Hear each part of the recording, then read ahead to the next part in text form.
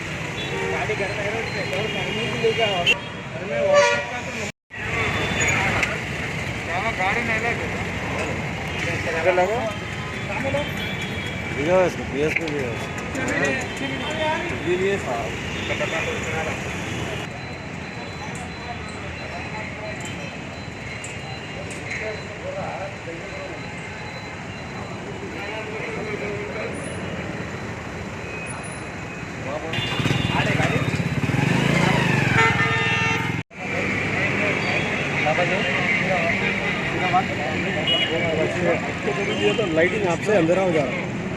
आप तरफ आएगा